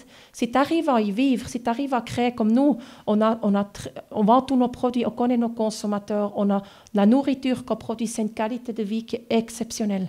Si vous êtes d'accord à porter des responsabilités, dans l'agriculture, c'est possible de quand même aussi vivre. Mais il reste un mais. Et ce mais, on n'a pas encore résolu, mais ce site aimerait aussi prendre la parole à la place des agriculteurs, parce que souvent on dit pourquoi les agriculteurs ne parlent pas plus souvent, parce qu'ils travaillent de 5h30 le matin. Laurent commence à 5h30 puis finit à 19h. À l'apprentissage, il y a 1 jour et demi congé par semaine. Donc, à un moment donné, il n'y a plus la possibilité. Et de dire, ça c'est le côté un peu sombre de l'agriculture, mais le potentiel, quand on met en place et puis qu'on commence à s'intéresser aux consommateurs, qu'on crée des alliances, qu'on se met ensemble, qu'on produit ensemble, là ça devient intéressant, puis le salaire il monte et puis surtout la satisfaction monte aussi. Nous amenons nos animaux à l'abattoir, on peut rester avec eux, on peut être à leur côté, on sait qui on les mange, on sait qu'est-ce qui est derrière. Vous dormez tranquille le soir, mais ce n'est pas la majorité d'agriculteurs qui vivent ce système-là et il faut qu'on trouve une piste. Et nous, notre possibilité, ce n'est pas critiquer les agriculteurs pour ce qu'ils font, on essaie plutôt à proposer des alternatives, à prendre la parole et puis motiver les consommateurs à soutenir ce type d'agriculture pour qu'il y en a d'autres qui suivent. Voilà. Dessus, vous avez encore un espace de médecine, ce que j'ai dit tout à l'heure, et puis médecine complémentaire et intégrale, avec les 5 différents cabinets, et tout le centre de formation qui va avec. Ça, c'est nouveau important parce que moi, en étant naturopathe, on fait à peu près 50 heures de formation par année pour être reconnu aussi par les assurances. Si vous voulez l'être, il y en a beaucoup qui font plus ce système-là, mais ça demande d'avoir des endroits de qualité où vous pouvez prendre ces formations, où ce que vous apprenez est aussi réalisé. Parce que le nombre de fois que j'ai été prendre des cours sur l'alimentation ou sur les plantes médicinales au milieu des grandes villes, sans rien de tout ça, c'est quand même de nouveau, ça devient tout un peu abstrait. Donc l'idée, c'est ici de proposer vraiment cette unité, ils ont la possibilité de dormir dessus, donc ils ont vraiment leur cocon pour les formations, ce développement personnel, que les gens peuvent être dans un endroit protégé, se retirer, rester dans l'énergie du groupe et finir, quand ils ont fini leur formation, ensemble dans le même espace. Oui, ça je ne fais pas. Alors les fenils. Ça c'est les petits bâtiments que j'ai dit autour. Ça c'est nos bâtiments historiques. Donc si Bovino avant le grand bâtiment, c'est l'architecture organique, on avait Planto, le grand bâtiment traditionnel, et ici, c'est notre histoire. À l'époque, tous les fermes avaient des greniers à côté ou des fenils, comme nous on les appelle. Et puis, très souvent, moi, je me rappelle, quand j'étais beaucoup avec mes grands-parents, j'aimais vraiment beaucoup d'être avec Rosie, qui était sage-femme à l'époque. Et puis, on avait une ferme, quand on ouvrait la porte à la cuisine, il y avait les vaches à côté, du coup, ça chauffait bien. Et en fait, c'était assez efficace. Et puis, nous, ça ne nous dérangeait pas l'odeur parce qu'on était habitués. Donc maintenant, vous allez me dire, c'est peut-être pas idéal pour tout le monde, n'est-ce pas? Donc, on va récupérer cette chaleur d'une manière adaptée, moderne da bovino, mais on va quand même montrer comment on a fait à l'époque. Donc, les fernules, c'est ça. Vous avez des animaux en bas, et dessus, il y a soit une chambre, ou il y a un séminaire, ou il y a encore eux, c'est un petit chalet d'alpage, où les enfants peuvent vraiment produire leur propre fromage, où ils ont la chaîne totale de la production du lait jusqu'à la transformation. Mais à travers la chaleur des animaux, on chauffe. Donc on a des infrastructures très simples, un peu style Ballenberg, pour ceux qui connaissent, qui nous rappellent d'où on vient. On était extrêmement performants à l'époque, vraiment. On ne gaspillait pas. Et à 50, 60, 70 ans, on est devenu performant, oui, dans les déchets. On est vraiment devenu une société de perte. Et si ce site, on ne fait rien d'autre que simplement récupérer ce qui est déjà. D'ailleurs, la surface au sol des bâtiments, ce n'est pas plus que si on construirait une ferme traditionnelle pour la taille de notre troupeau. Hein. C'est ce qui aurait eu besoin comme volume. Et ça, on a pris, et puis on a dit maintenant, si on optimise les volumes, est-ce qu'on n'arrive pas à proposer de l'accueil? Et puis oui, on arrive. Alors, on a 5 mètres de plus en hauteur, ça j'avoue, mais l'emprise au sol est la même. Et puis, on a fait la toiture végétale parce qu'ainsi, on arrive avec 3800 mètres carrés de toiture végétale, compenser les 3000 mètres carrés que le bâtiment a besoin comme surface au sol. Toiture végétale, hein, rejet de chaleur, très intéressant. Si on construit ça en ville, on diminue les pics de chaleur en ville d'à peu près 7 degrés. En été. Ce serait idéal. Quand on a des eaux de pluie fortes, comme on a plus en plus, 60% de l'eau de pluie reste sur la toiture. Donc, vous voyez, c'est bien joli. Chez nous, on peut dire les inondations, ce n'est pas un problème, mais il y a bien quelqu'un qui ramasse notre eau à un moment donné. Tout est une chaîne. Donc, l'idée de la toiture végétale vient vraiment de ça. Voilà, le côté inclusion, c'est vraiment le site. Je reprends ma coupe de nouveau. L'idée, c'est vraiment que chacun s'y retrouve. Ça, c'est vraiment important. Donc, je parlais des différentes tranches d'âge avant. Le restaurant que vous avez vu avant, donc c'est un restaurant qui a plus de surface nécessaire parce qu'on a un métier à tisser, on a différentes possibilités de faire de l'artisanat pour le 3e âge. Parce qu'en Châteaudet, on a 44% des personnes qui sont en dessus de 65 ans et ils sont souvent seuls. Ils sont vraiment souvent seuls, ils sont à la maison. Et puis, ce côté, si on veut garder nos aînés vitaux, il faut qu'ils soient dans la foule, il faut qu'ils puissent participer et il faut qu'ils aient un réseau d'être. Et l'idée ici, c'est qu'ils puissent produire des choses et puis nous, on les vend à travers nos mobiliers upcyclés. On intègre pas mal d'artisanat produits par les aînés du site et ça leur augmente un peu le revenu pour l'AVS, qui est un réel sujet chez nos pays d'en haut. Il y a beaucoup de gens, c'est difficile à vivre de ce qu'ils ont comme AVS. Après les enfants, il y a des espaces de famille, il y a vraiment tout bien sûr est fait pour personnes en situation de handicap. On a aussi des places de travail protégées, il y en a 6 pour des personnes en situation d'autisme et puis aussi des places de travail pour personnes à fauteuil roulant. Ça, c'était important. Le Pays d'Eau est aujourd'hui encore pas très équilibré sur ce sujet-là parce qu'on a beaucoup de bâtiments qui ont des portes, des seuils portes d'entrée. Voilà, donc il faut qu'on trouve des endroits où on peut vraiment cohabiter ensemble. Voilà, je retourne juste sur la coupe. Et puis après aussi les chambres, donc tout est accessible. Que si vous êtes en fauteuil aussi, ça c'était important, que ce soit la piscine, que ce soit les chambres. Il y a des chambres et des suites qui sont équipées. On a un jeune artisan du Pays d'Oc, je suis très fière, qui s'est décidé de se lancer dans l'idée de faire des balustrades mais artisanales pour différentes tailles et différents besoins. Et c'est un peu des branches de l'extérieur déjà, c'est comme des branches d'arbres qui se faufilent partout et qui lient l'extérieur avec l'intérieur à 2 niveaux. Parce que quand vous avez des enfants 1 an et demi, 2 ans, c'est aussi un sujet, eux, ils ne tiennent à nulle part. Hein. Donc de regarder que depuis tout petit jusqu'à n'importe quel âge, la barrière, elle doit jouer et puis on doit pouvoir avoir un fil rouge à travers les bâtiments. Ouais, ça, je crois que le côté sensibilisation peut être encore... J'ai déjà dit, on travaille avec les classes d'école, aujourd'hui et dans le futur, pour être, expérimenter, tester, mettre la main dans la pâte. Donc l'école est importante, les écoles sont importantes, les enfants sont importants. Quand les vaches laitées partent, On a du volume qui est vide à l'étable, donc on fait des dortoirs dans la paille, on fait un indoor glamping. Je suis très contente, on a reçu le feu vert comme quoi qu'une montgolfière qui va arriver à sa fin de vie va nous servir comme tissu pour faire nos tentes à l'intérieur avec les belles couleurs. Vous savez, la montgolfière de Châteaudet avec les belles couleurs qu'ils ont, pour nous être dans cet esprit de recyclage, pour que les classes d'école puissent venir. Parce qu'il nous faut vraiment des logements avec 20, 25, 30 personnes. Et ça se passe à la place des vaches. D'accord? Voilà. Après les entreprises, j'ai déjà dit un tout petit peu avant, donc le but maintenant avec les entreprises, c'est vraiment qu'ils peuvent faire un binôme entre formation interne, tout ce qui est nécessaire dans leur développement, trouver des solutions s'ils sont en phase de crise aussi, et tout ceci en ancrant tout ça dans une réalité durable. Donc, des ateliers sont déjà proposés. Maintenant, on fait souvent avec les cadres d'entreprise justement le fromage et les plantes. Ça, c'est les deux choses en général qui marchent très bien. Et dans le futur, ça serait proposé à l'intérieur, à l'extérieur, pour que vraiment eux aussi sont dans un contexte créatif. Parce qu'eux, ils décident beaucoup. Hein. C'est vraiment un milieu qui prend tous les jours des décisions. Donc, c'est très fort intéressant de travailler avec eux. On a plusieurs partenaires déjà aujourd'hui qui nous soutiennent, qui sont des entreprises, qui sont sponsors du site et puis qui nous aident à développer ce projet. La partie santé, c'est vraiment basé sur cette prise en charge, la responsabilité de soi-même. On est aussi, donc je dis tout à l'heure, on est dans une société en silo, mais on est aussi dans une société où on n'aime plus être responsable.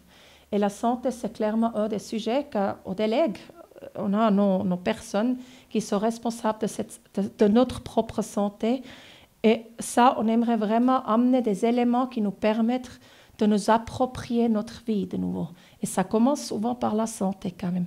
Donc vous avez différents éléments, les sentiers Kneipp, 5, 6 sens sur le site. Vous avez un jardin de plantes médicinales qui est planté sur l'horloge des organes. Ça veut dire tous les 2 heures, c'est un autre organe qui travaille plus ou moins dans notre corps. Et du coup, de planter les plantes médicinales dans une structure ainsi, ça nous permet de comprendre, par exemple, entre 1 et 3 heures de nuit, c'est le foie qui a besoin de soutien, quelles plantes sont liées à notre propre foie, et que les gens puissent passer du temps avec ces plantes. Aussi ce côté consommer des plantes, consommer les choses, peut-être on peut revenir un peu en arrière, les plantes font déjà pas mal bien de l'effet, rien qu'avec la vision de l'être avec les plantes. Alors ça c'est aussi un sujet que je trouve intéressant, tout devient plus fin, les gens perçoivent plus en plus d'informations et de créer des espaces qui nous permettent de rentrer en contact et découvrir et sentir qu'est-ce que ça fait avec nous. Ça personnellement, ça me tient vraiment très cher au cœur. Après, nos partenaires. Alors, ça fait un moment qu'on travaille avec toutes sortes de partenaires. Les partenaires académiques sont importants. Pourquoi? Parce qu'on aimerait bien sûr aussi donner la possibilité aux jeunes qui sont en phase de formation de tester leurs outils qu'ils apprennent. Donc, on a plusieurs écoles, universités et hautes écoles qui travaillent avec nous. Les PFL sont un partenaire très important. Ils ont déjà intervenu à plusieurs reprises sur le projet en analysant l'implantation sur le marché, comment on peut orienter l'hôtellerie dans quelque chose qui est plus basé sur une expérience, un vivre et non pas juste dormir et puis après consommer la région. Donc, il y a des visions qui sont très, très partagées avec eux. L'UNIL aussi, eux, ils vont proposer un cas cet hiver sur le projet, sur la partie innovation sociétale. On a la Haute École de Berne. Alors eux, ils ont un master en économie circulaire. Ils travaillent régulièrement avec des étudiants sur ce projet. Et pour nous, c'est fort intéressant. Vraiment, les retours qui arrivent là, c'est vraiment passionnant. Parce que, par exemple, il y en a un étudiant qui travaille sur la supply chain de l'alimentation et ils ont calculé qu'avec un restaurant comme le nôtre, on économise, dans notre cas de figure, à peu près 10 tonnes d'aliments par année, ce qui représente entre 50 et 60 000 francs par année. Et ça, pour une petite structure comme celle-ci, c'est important. Donc, ainsi, ça nous permet de ne pas devoir gonfler puis faire des structures en 120 chambres et d'optimiser chaque branche, chaque secteur, optimiser en utilisant vraiment jusqu'au bout les choses. Et ce qui est particulier aussi, c'est tout ce qui est Apprentissage sur l'évolution du temps. Vous avez entendu avant, le projet, ça fait 16 ans qu'il est en route. L'année passée, on a fait les premières interventions physiques, donc les analyses du sol. Et vous voyez une image là, c'était un géologue qui est venu analyser le sol et puis expliquer aux gens. Donc on fait des journées publiques, aussi dans le cadre de la construction. Les gens peuvent mettre la main dans la pâte, apprendre, comprendre, et que chaque métier est valorisé. On sait aujourd'hui, nous avons à peu près 80% de nos jeunes font le cursus académique et 20% l'apprentissage. Alors,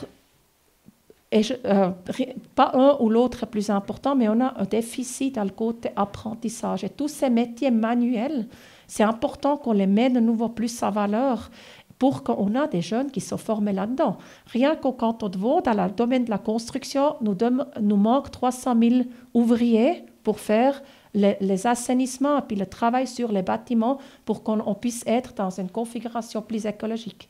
Donc, je ne sais pas encore où on va les trouver, mais il faudra au moins donner la chance à tout le monde de se sentir valorisé dans son métier. J'arrive presque au bout. Après, vous posez les questions. Donc, oui, alors ces 16 ans de conception, qu'est-ce que ça voulait dire? Donc, il y a vraiment eu 21 services qui étaient impliqués. En 2012, le canton il a pris en charge le dossier parce qu'on doit changer la zone sur laquelle on crée notre projet. Aujourd'hui, c'est une zone agricole. Ça doit être une zone spéciale parce qu'un agriculteur en Suisse, il a le droit d'employer des gens pour l'agriculture sur son patrimoine familial, mais pas pour autre chose. Si on voulait faire ce site sur une zone agricole, ça demandait que le travail est effectué que par les membres de la famille. Et ça aussi, c'est important de comprendre, c'est un frein majeur, parce que ça veut dire que les fermes développent uniquement des places de travail dans le côté agriculture, mais tout ce qui est social, quand il y a beaucoup de potentiel. Une membre de notre équipe était en Hollande là dernièrement. L'Hollande est très performant sur tout ce qui est travail social au sein des fermes. Moi, sur la ferme familiale que j'ai grandi dans le village, on avait un garçon qui avait la trisomie 21 et puis mon cousin qui est handicapé. Ils étaient naturellement dans leur milieu, ils bougeaient comme nous. C'est très pratique ou approprié pour tout le monde. Et ça, on doit évoluer. On doit trouver des pistes qui permettent aux agriculteurs, selon ses propres fibres, de développer ce qu'il a bien envie de développer pour nourrir notre société, corps, âme et esprit. Il ne s'agit pas juste de produire des calories. Ça, c'est vraiment important. Donc, les 700 personnes, ça j'ai déjà dit. Évidemment, le projet, ça coûte de l'argent. Aujourd'hui, on arrive maintenant à peu près 4 millions de budget investi. Et puis, les heures de travail, on est à 38 000 heures de bénévolat. Donc, 27 000 sont effectuées par Nicolas, moi et puis la famille proche. Donc, ça aussi, c'est important. Souvent, les gens demandent, mais comment vous faites? Je dis, mais c'est tellement passionnant de rencontrer tous ces gens. Et bien sûr, on ne savait pas que ça prendrait 16 ans. Si on aurait su, je ne sais pas comment on aurait géré ça dans notre tête. On croyait que ça prenait entre 3 et 5 ans. Et après, vous allez jour après jour. Vous faites ce qui est nécessaire, vous y croyez, vous trouvez au fil du temps aussi des gens qui croient en vous, qui vous soutiennent. On a eu besoin du financement. Donc, par ce biais, j'aime aussi bien remercier toute personne qui nous a aidés financièrement. Ça n'aurait pas été possible sans cette aide. Parce qu'à un moment donné, jusqu'à 2018, on travaillait pour gagner suffisamment de l'argent. Mais quand il y a eu des ingénieurs, architectes et toute la panoplie qui est rentrée, je vous ai dit avant, les salaires par heure, ça crée un déséquilibre à un moment donné. Et c'est là depuis 2018, on a eu plusieurs personnes qui sont rentrées. On a fait des crowdfunding, on a eu des donations privées ou des fondations qui ont aidé aussi. Et ça, c'est capital. Et c'est en même temps le point le plus délicat. Quand vous faites une innovation technique, c'est plus facile parce que vous allez produire quelque chose qui est visible, avec un concept de vente, avec un profit qui est possible. Mais là, quand vous travaillez sur la manière comme notre société fonctionne, vous travaillez essentiellement dans l'ombre, dans le début. Donc, ça demande des gens très courageux qui soutiennent. Donc, merci beaucoup aux gens qui sont courageux dans ce monde. Voilà. Et le financement, si on vient sur le financement à la fin, donc on parle d'aujourd'hui d'un budget, je vais d'abord venir sur celui-ci, de 45 millions, un peu plus. Le canton, pour finir, il est prévu qu'il rentre en matière. Les discussions sont en cours, ça se profile bien. C'est un peu plus qu'un tiers qui vient du canton de la Confédération. Après, on a des crédits bancaires aussi, 2 banques qui se partagent le crédit bancaire. Et après, on a 3 fois 6 millions qu'on doit lever dans le domaine en fonds perdus.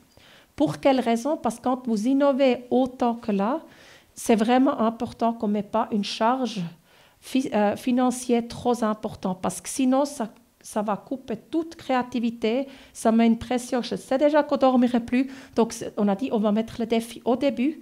On y croit qu'on trouve des gens qui partagent nos valeurs et puis qui sont d'accord à soutenir, soit sous forme d'une fondation. Alors là, il y a une fondation qui est en train d'analyser, de faire un consortium ensemble avec d'autres fondations et qui rentre ensemble avec les 6 millions.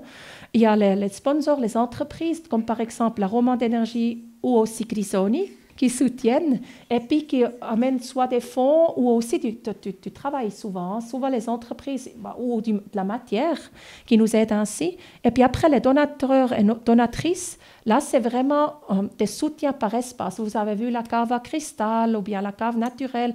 Donc l'idée, c'est que les gens que leur cœur bat pour le projet nous offrent un montant pour un espace dédié. Parce qu'on aimerait créer une identité. C'est ce que je disais tout à l'heure.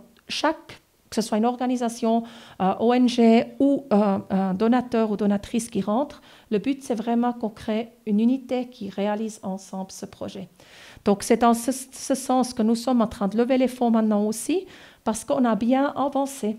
On a réussi, le mois de septembre passé, à avoir le feu vert pour la construction de la région. Ça restait la dernière étape après 10 ans de travail du canton qui nous a laissé aller plus loin. Il y avait la municipalité qui a décidé après une année, puis là, il y avait le conseil communal qui a dû voter, chose qui était très émotionnelle. De nouveau, nous, on a pu assister au vote, et puis voir les discussions, puis les pour et les contre. C'était très intéressant. Et puis, donc, ils ont approuvé le dossier, et puis maintenant, on attend le dernier tampon du canton. Il y a encore un délai de recours pour ceux qui avaient fait opposition. Les oppositions étaient levées. Donc, il va falloir attendre ce délai de recours après la décision de Mme Luisier. Et puis après, on aimerait commencer l'année prochaine. Si c'est un recours qui part, ça veut dire qu'on va devoir aller au tribunal. Donc, avec le canton, c'est en fait le canton qui a alloué, qui lui, va aller au tribunal avec les gens qui ne sont pas d'accord. Ça, c'est important à comprendre. Parce que franchement, que le canton nous a laissé passer plus loin, c'est pour nous un immense cadeau puis un miracle, parce qu'il s'agit de précédents vraiment pour la Suisse. Donc, c'était fort important pour les autres porteurs de projets aussi. Et du coup, c'est eux qui vont défendre le dossier ensemble avec la municipalité. Voilà.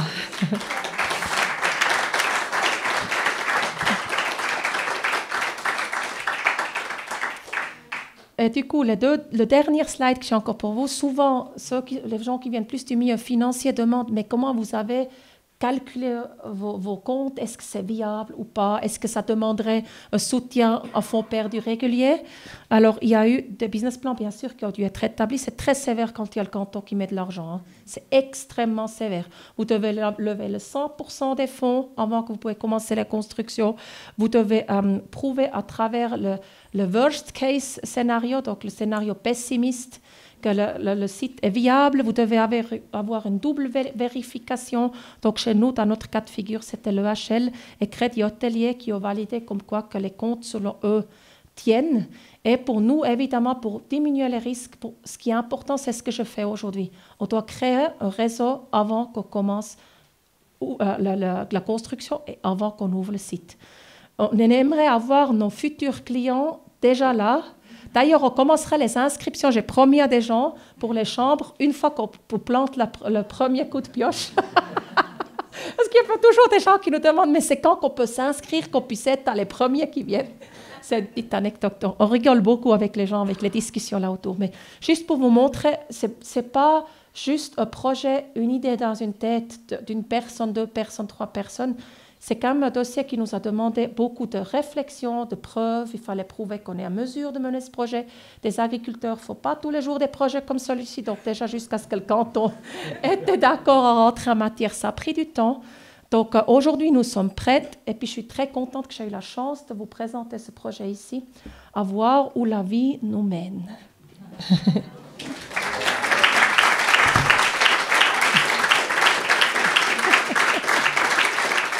D'abord, j'aimerais te remercier, Esther, parce que c'est vraiment extrêmement inspirant, enthousiasmant, et puis on a vraiment, vraiment, vraiment besoin en ce moment de créer le futur, et le futur commence par ce qu'on imagine et ce qu'on projette dans le domaine des possibles. Donc, avec toi, on voit grand, des possibles grands, mais en même temps, tout est tellement argumenté, expliqué, c'est vraiment génial.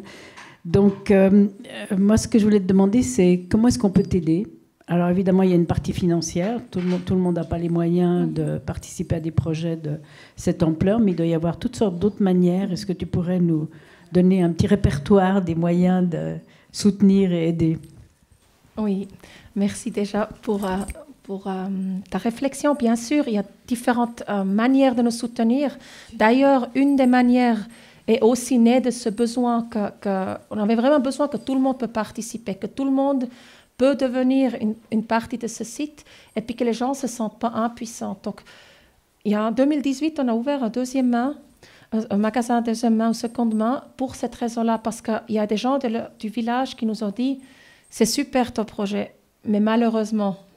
Et ce malheureusement m'a vraiment touchée, parce que ça doit être un projet qui appartient à l'ensemble de la biodiversité humaine, avec chacune et chacun ses ressources et ses possibilités. Du coup, du mobilier, c'est possible. On a des deuxième main où on vend des choses, des pièces spéciaux, on les garde. On a déjà tout un trésor de choses magnifiques, des pièces d'héritage, des choses qu'on a gardées qui vont habiter dans ce site après plus tard. Mobilier, après, réflexion partagée autour de vous, ça c'est vraiment important aussi. On a souvent eu des gens qui nous ont soutenus, soit financières ou avec des compétences, parce qu'ils ont entendu parler à travers quelqu'un d'autre. Donc, devenir ambassadeur ou ambassadrice. Cet été, on a eu un autre événement aussi dans ce sens. Et puis, il y a eu des gens qui nous ont demandé si on créait un cercle pour finir aussi. On est en train de mettre en place ça pour qu'il y ait un peu comme un contexte où les gens qui sont intéressés par le projet puissent venir de temps en temps des conférences et puis qui deviennent un cercle d'amis du site. Ça va être communiqué prochainement. Pour être au courant, on a une newsletter, évidemment. Donc, s'inscrire à la newsletter pour être au courant. Et puis après, bien sûr, il y a aussi l'aspect financier. Sans les finances, ce n'est pas possible.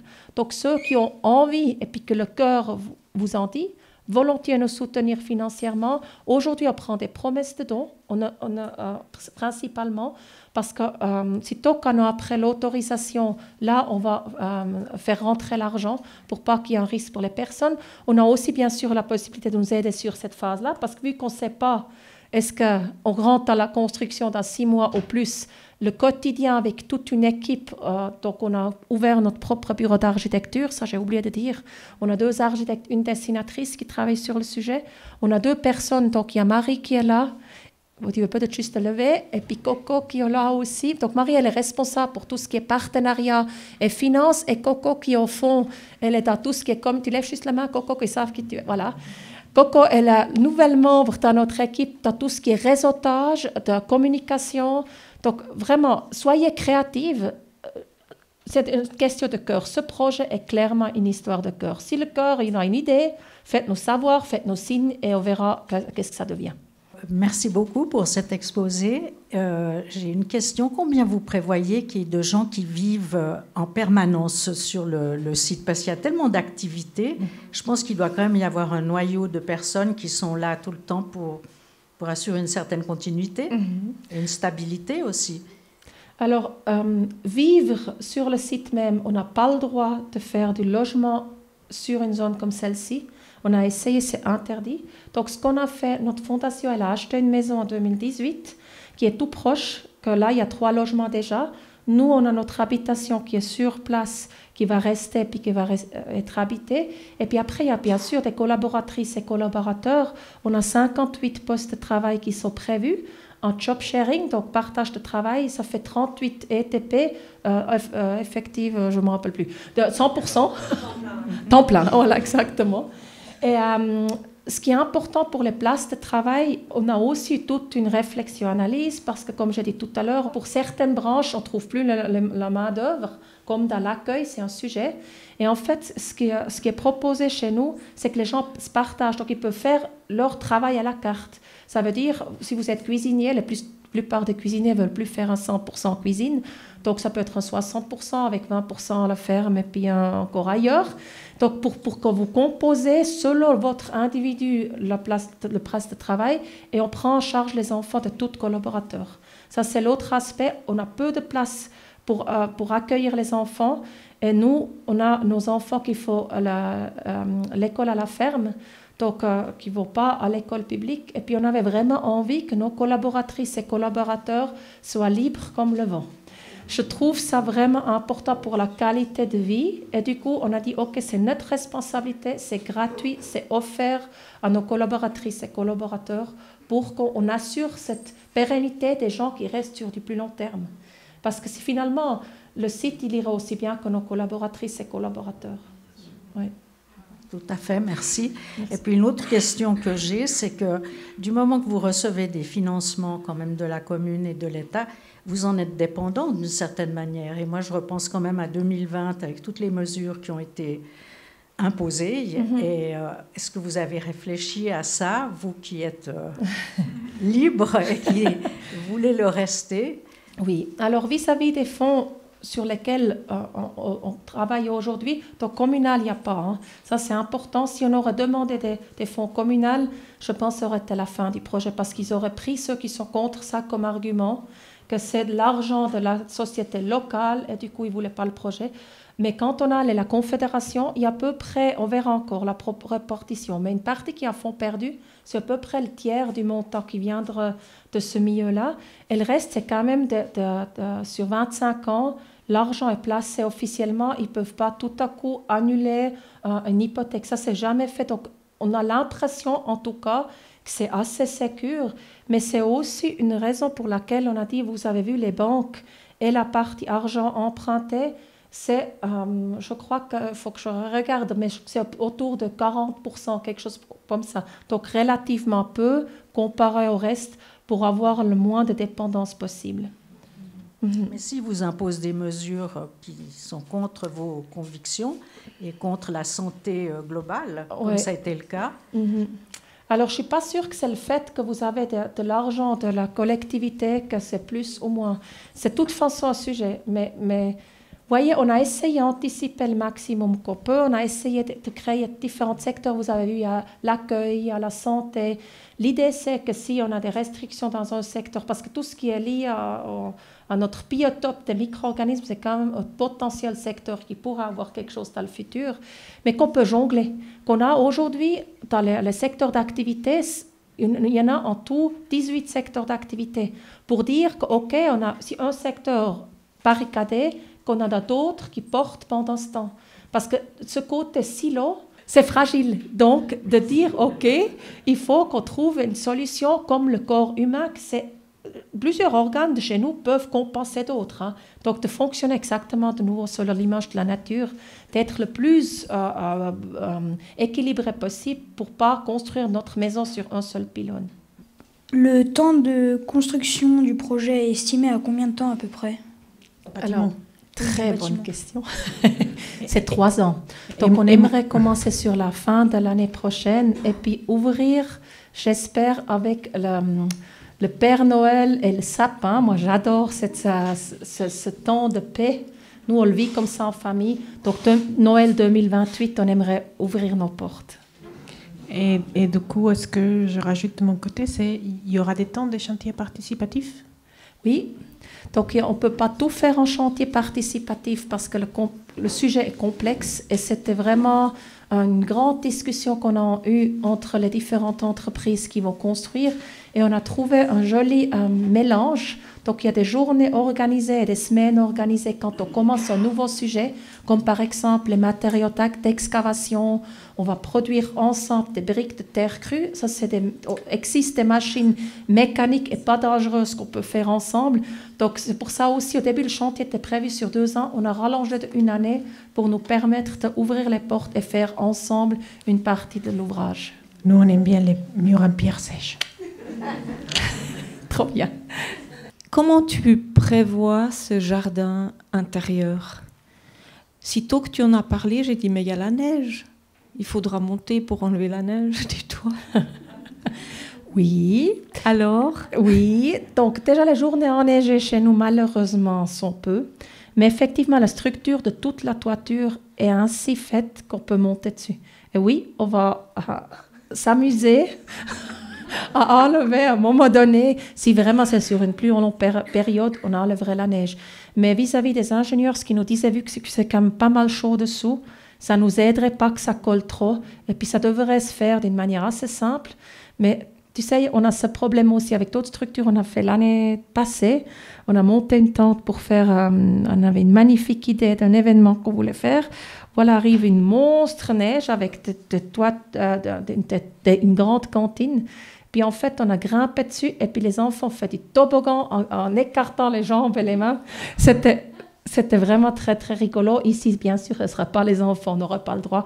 Mais oui, c'est prévu pour. Il y a un système d'harnais que quand il y a vraiment un moment donné qu'il va falloir le faire, on le ferait comme on le fait aujourd'hui avec le chalet d'alpage. Beaucoup de gens ne savent pas. La plupart des chalets d'alpage sont déblayés en hiver parce qu'ils peuvent porter une certaine quantité, mais pas non plus infini, et surtout si ils annoncent la pluie, quand il y a beaucoup de neige, là, ça devient sensible. Donc voilà, oui. Est-ce que vous allez mettre des moutons qui pèsent sur le toit? Non, non, il n'y aura pas d'animaux à part les animaux qui sont, qui volent et puis qui sont indépendants, parce que le but, c'est vraiment que c'est un refuge. C'est un endroit qui a une nature plutôt sauvage. D'ailleurs, avec les espèces qu'on a sur nos prairies, alors, on va prendre les graines dans les parties écologiques du site et puis après, ils sèment des tapis et c'est des tapis qui sont menés dessus parce que souvent les gens demandent, oui, mais attends, tu sèmes, ceux qui ont des jardins, comme ça, on sait, ça va bien s'il n'y a pas d'orage, mais s'il y a un orage et tu viens de semer, le problème, il est là. Donc, c'est en fait des tapis qu'on fait avec les espèces indigènes qui sont mis après dessus, mais on ne va pas mettre des animaux qui piétinent dessus. C'est vraiment pour les oiseaux, qui ont besoin de certains...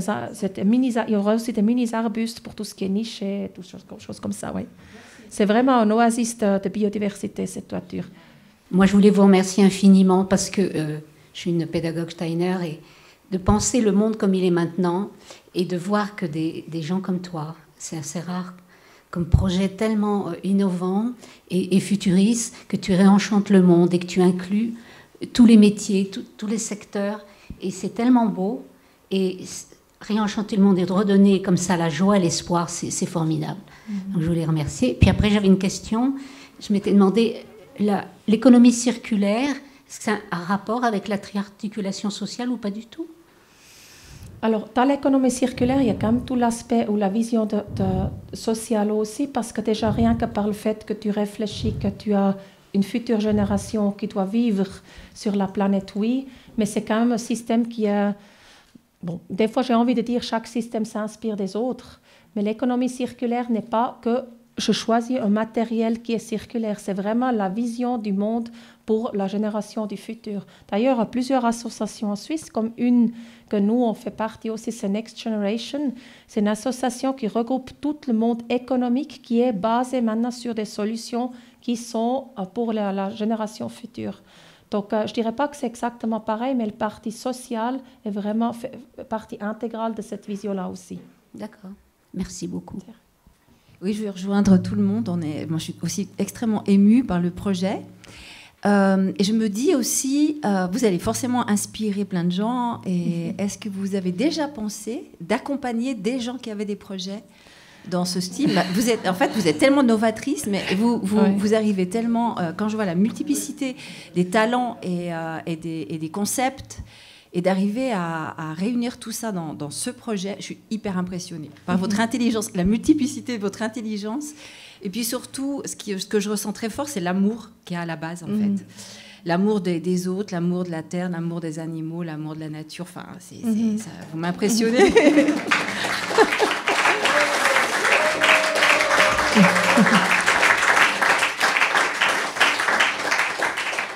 Alors, peut-être la réponse, elle vient de là. Effectivement, c'est vrai que j'aime profondément cette planète et j'aime profondément chaque être humain, n'importe quel schéma il nous montre pour l'instant.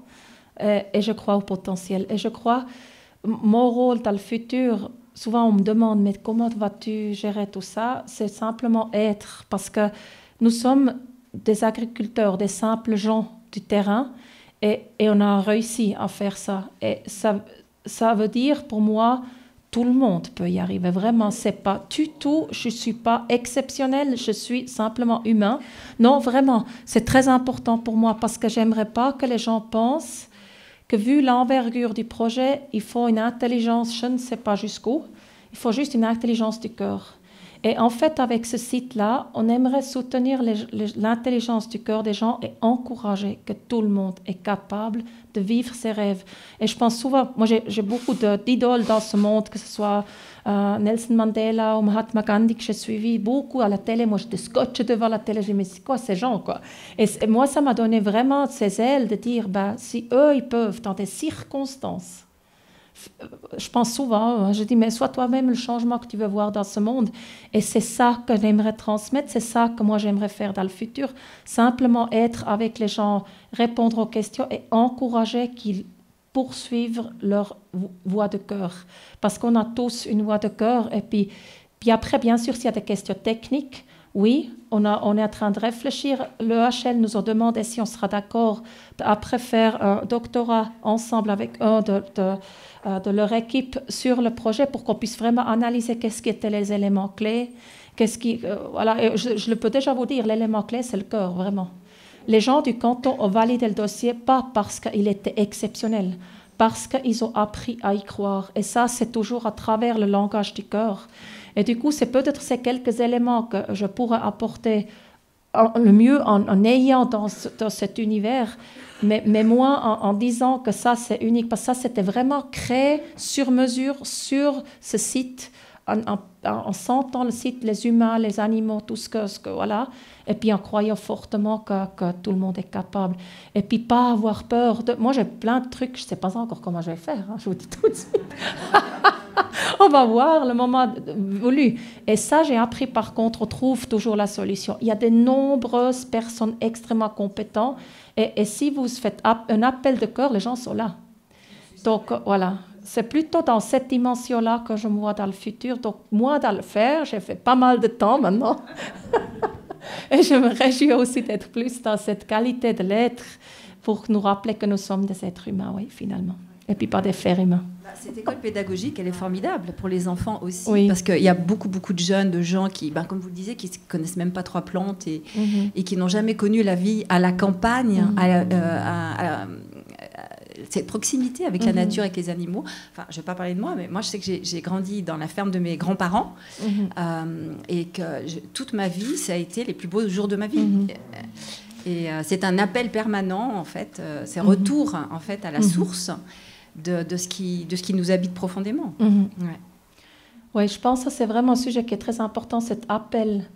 Beaucoup de gens l'entendent, mais où aller maintenant? Et c'est dans ce sens que nous, on a dit, on a la chance d'être propriétaire des terres agricoles. Il faut quand même qu'il y ait des endroits où on peut créer ces souvenirs. Parce que c'est des souvenirs qu'on tire beaucoup d'énergie tous les jours. Nous, on a la chance, on voit notre aîné qui est sorti de l'école, il n'a justement pas été à l'école, mais de cette phase de vie. Et il est un être humain qui est dans la verticalité comme les autres. Le petit, d'ailleurs, c'est rigolo quand on annonçait à nos enfants qu'on aurait un petit dernier qui suit un peu plus tard, n'est-ce pas? Laurent, il était là, bon... En fait, c'est très bien comme ça, on aura notre manager. J'ai trouvé ça tellement rigolo. Dans cette intuition, et il est comme ça. Sayan, le petit, il dirige tout le monde, il explique quoi, qui, comment. Et Laurent, plutôt le paysan, lui, il veut être avec les animaux. Maintenant, le défi qu'on a maintenant, c'est de le garder dans cet alignement, puis avec cette profonde connexion avec soi-même. Il est confronté au système, comme je dit tout à l'heure. Je transpire des fois un petit peu, je l'accompagne chaque fois qu'il est à l'école. J'ai décidé que je l'accompagne pour être là quand il y a... Ça digère, hein, il fait aussi, il rumine aussi ce qu'il voit. Et puis, il faut absolument être là, de pouvoir... après, je ne sais pas si on arriverait à le garder dans cette présence qu'il a aujourd'hui, je ne sais pas. Des fois, ça me pose quand même un petit peu des problèmes où je me pose des questions. est-ce qu'on a fait le bon choix? Mais maintenant, il a 16 ans, il choisit lui-même, il a décidé qu'il voulait voir ce qui se passe. Il est très surpris et puis souvent aussi choqué. Il dit, mais attends, je ne m'attendais pas à ça. Et il a quand même envie de faire face. Il dit, moi, je veux voir. Donc, OK, on va voir voilà. Et ça, je pense, c'est important aussi dans le sens, quelqu'un a parlé là avant de l'école à Châteaudet, on voit, il y a des choses qui viennent, on est aussi en train de voir qu'est-ce qu'on peut faire en commun avec l'école publique, comment on peut créer des personnes qui sont à la verticalité, qui sont des êtres humains. J'insiste sur ce terme, et on a une magnifique langue en français qui dit souvent les choses très, très précisément. Et voilà, je crois que c'est peut-être ça aussi que le site peut offrir, de ne pas trop se prendre la tête. Le futur va déjà trouver des solutions. Si on est dans l'instant présent, ça va déjà, d'une manière consciente et puis bienveillante, les choses passent déjà assez bien. Esther, félicitations, mais avec un grand F majuscule, tout en majuscule. Je voulais peut-être pas prendre la parole, mais il y a une dimension juste qui arrive pour moi extrêmement puissante autour de ton action, de l'action de toute cette équipe.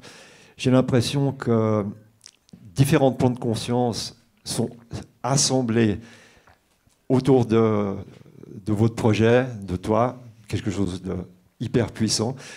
En Suisse, on a perdu le lien avec le territoire, les ancêtres, les relations aux montagnes. Et j'ai l'impression que tout ce monde-là, tout ce monde qui est dans les plans de conscience, dans la nature, les plans de l'esprit, sont rassemblés autour de ce projet. Mon sentiment, c'est qu'il va devenir en fait un phare au niveau de la Suisse et peut-être au niveau européen ou plus, parce que c'est gigantesque en train de s'accomplir là. Donc une grande félicitation. Merci. Voilà.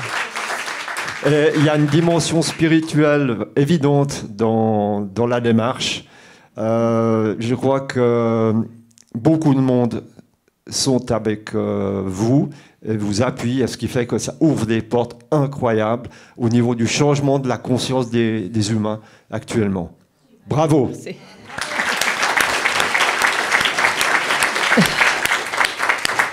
Donc, j'aimerais juste dire un dernier mot encore. Vraiment, j'avais eu une fois un prof qui disait ce qu'on remercie chez les autres, c'est quelque chose qu'on a en nous.